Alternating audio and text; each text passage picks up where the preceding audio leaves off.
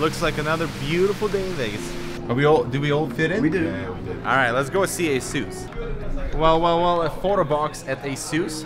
Highly appreciate it if you're doing any photography. Absolutely. Let's go see what else they have. And huge thanks to our sponsors for making CES possible: Thermaltake, Phanteks, Corsair, MSI, and Razer. Thank you very much. Alright, so with everyone covering the mothership from ROG, what really caught our attention at the ASUS suite was this little notebook, the TUF Gaming FX505DY.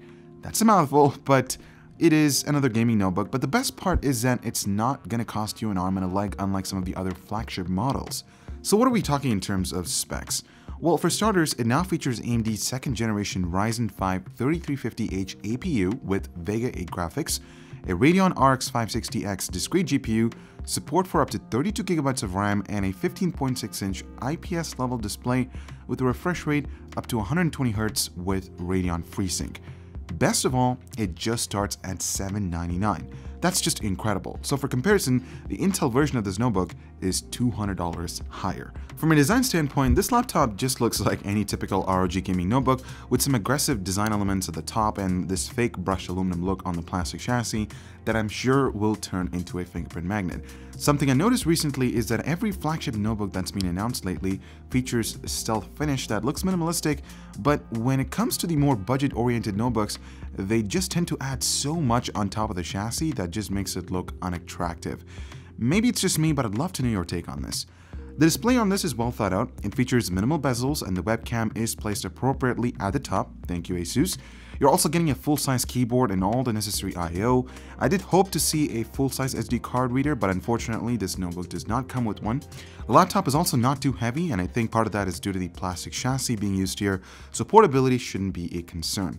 As for battery, it only features a 48 watt-hour module, so I'm not sure how that's going to impact battery life, but it'll be interesting to see how power efficient these new Ryzen APUs on mobile would be. I'm also really curious to test out how well this notebook would perform compared to the Intel and Nvidia spec competitors, and hopefully I'll be able to get my hands on one later this year, and if you guys are interested in that, let us know in the comments down below. Okay guys, so with that cool gaming notebook out of the way, it's now time to switch things up and check out some of the most unique monitors we saw at the show. Let's start off with the Strix XG438Q, which is pretty close to my dream display. Personally, I don't understand the use of 4K on smaller 27-inch screens, but this beast uses a 43-inch 4K VA panel that's HDR 600 compliant. It also has FreeSync to HDR, 120Hz refresh rate, a 4 millisecond response rate, and features low frame rate compensation.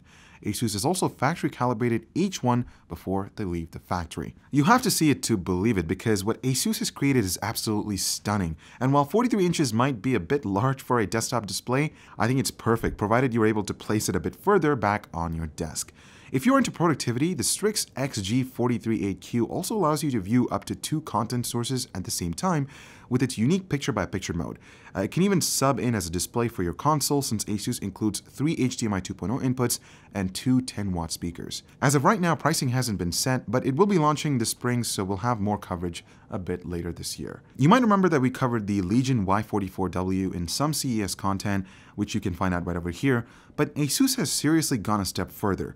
This is the Strix XG49VQ, which is a super ultra-wide 49-inch 32:9 gaming monitor with a native resolution of 3840 by 1080. With all of these new monitors, you'll notice something similar. G-Sync is missing in action. This ultra-wide widescreen once again has FreeSync, though this time it's at 144Hz.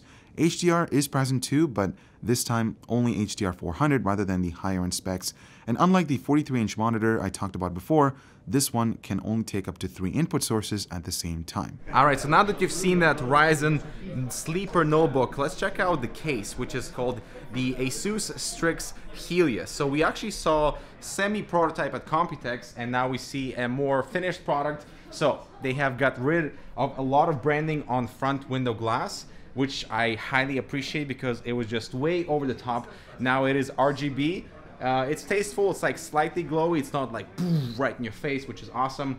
The tempered glass side panel is no longer branded, it is just completely slightly tinted black. As for the interior,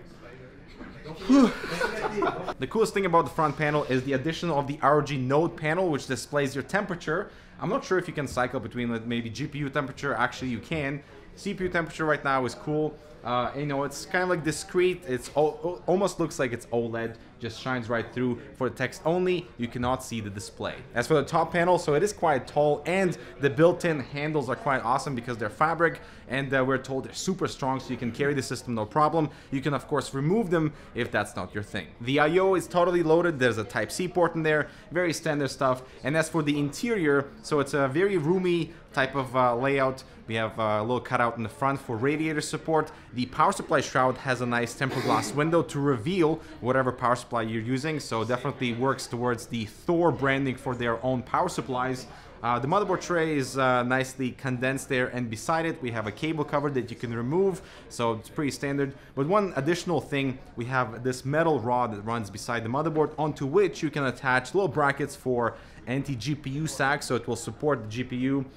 And you can move that back in 3 positions in case you're using a really long graphics card. So that's pretty nice. They're thinking about the enthusiast market. And yes, while the case is quite large, I know they're trying to kind of condense all the things so they can trickle down the features into lower tier SKUs. But of course, for their first case, you gotta start big. All right, good people. So that is the ROG goodness. I'm standing beside the Enthoo Phanteks Elite with all types of craziness inside. And so let us know what is the most exciting thing for you that you saw in this video: the Ryzen laptop, the case, the monitor stuff. And yeah, we'll try to deliver in terms of reviews later on. Thanks so much for watching. We'll see you guys in the next video.